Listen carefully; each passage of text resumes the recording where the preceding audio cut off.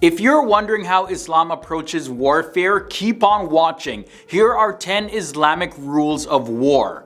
What's happening, guys? Leroy Kenton here. You're watching FTD Facts. We got 10 rules of war to look at. Starting at number 10, protecting civilians. The Islamic rules of war prioritize the protection of civilians, even during armed conflict. Prophet Muhammad also prohibited the use of fire as a weapon, recognizing the potential harm to innocent civilians. This rule is a testament to the value placed on human life and the preservation of livelihoods in Islamic teachings. In fact, the Prophet Muhammad himself participated in several battles and always gave clear instructions to his soldiers not to harm civilians or destroy their property. Next up at number 9, guarding places of worship.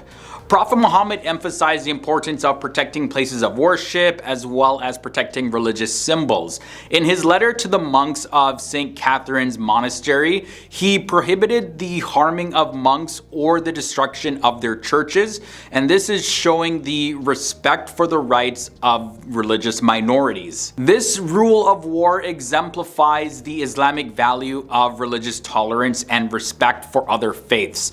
On top of that, when the Prophet Muhammad conquered Mecca, he ordered his soldiers not to harm any of the religious sites or symbols, including the Kaaba. Next up at number 8, let's look at the treatment of prisoners. The Prophet Muhammad recognized the humanity of prisoners of war and emphasized their humane treatment. He ordered Muslims to provide adequate food, clothing, and medical care to their prisoners, and this was regardless of their status. Now, this rule of war here is a reflection of the Islamic principle of compassion and mercy, even towards those who are considered to be enemies. During his time, the Prophet Muhammad was known to treat his prisoners of war with kindness and respect, releasing them or exchanging them for Muslim prisoners whenever possible. The next Islamic rule of war at number 7 is no torture. The Prophet Muhammad prohibited the use of torture, and he really put a lot of emphasis on the importance of respecting human dignity, even towards enemy combatants. He ordered the kind treatment of prisoners of war and prohibited their ending of life, as well as prohibited torture and any sort of abuse. This rule is grounded on the Islamic principle of respect for human life, regardless of the circumstances. There was one instance that the Prophet Muhammad had this to say: God loves kindness in all things. So this translated to even prisoners of war. The rule at number 6 leads us to fairness. The Prophet Muhammad put a lot of importance on justice during times of war, and he taught that all people should be treated equally and fairly. He prohibited acts of revenge and ordered the release or exchange of prisoners of war based on fair terms. This rule right here embodies the Islamic value of equality, fairness, and respect for human rights. It's reported that the Prophet Muhammad had these words to say: help your brother whether he is an oppressor or he is oppressed. Coming in at the number 5 spot, we have the respect for bodies. The Prophet Muhammad, he forbade Muslims from disfiguring the bodies of their enemies, showing respect for human dignity even towards those who have passed away during battle. He strictly prohibited the practice of dismembering or removing any body part from an enemy's body in the form of humiliation, because that is just straight up disrespectful according to the Prophet Muhammad. He's reported to have said, "Do not mutilate the dead bodies of your enemies, for they are dead while you are alive." The next Islamic rule of war has to do with honoring agreements.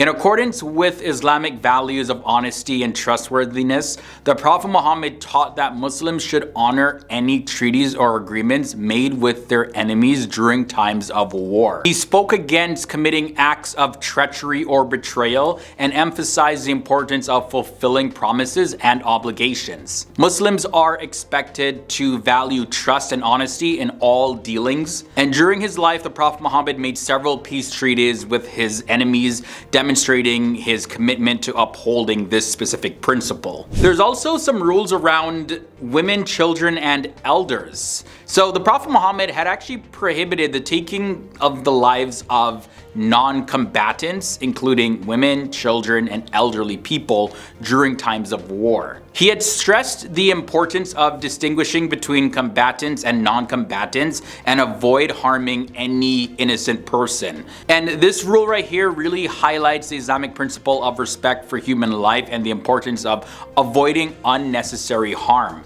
The Prophet Muhammad had this to say: "Whoever kills a non-combatant will never smell the fragrance of paradise." From there, let's take a look at the rule at number 2, conflict resolution. According to the Prophet Muhammad, there was a lot of encouragement for using diplomacy and peaceful negotiations as a means of resolving conflicts. So he encouraged his followers to seek peaceful solutions before resorting to armed conflict, and this emphasized the importance of avoiding, of course, unnecessary violence or harm to all parties that are involved here. So yes, as much as possible, the Prophet Muhammad really tried to promote peace and prevent any sort of conflict and just not make that the first act to go violent, but rather try to negotiate, try to bring peace, and if not, then escalate from there.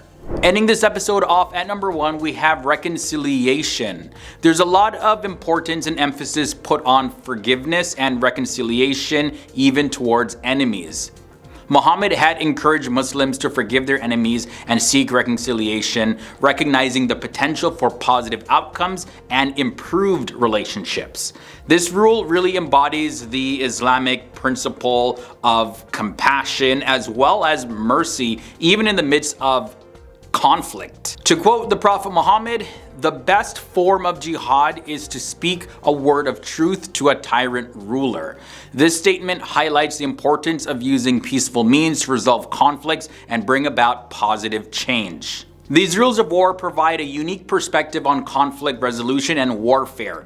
These principles emphasize the importance of respect, fairness, and compassion towards all parties involved, and discourage the use of excessive force or unnecessary harm. So by following these rules, Muslims are encouraged to seek peaceful solutions and prioritize the well-being of all individuals, even during times of conflict. So overall, these teachings reflect the core values of Islam and can serve as a valuable guide for people of all faiths when navigating difficult situations. That's all I have for you in this one. Be sure to let me know your thoughts and comments down below, and leave a like if you did enjoy this one. Until next time, guys, stay awesome, stay educated, and I'll see you soon.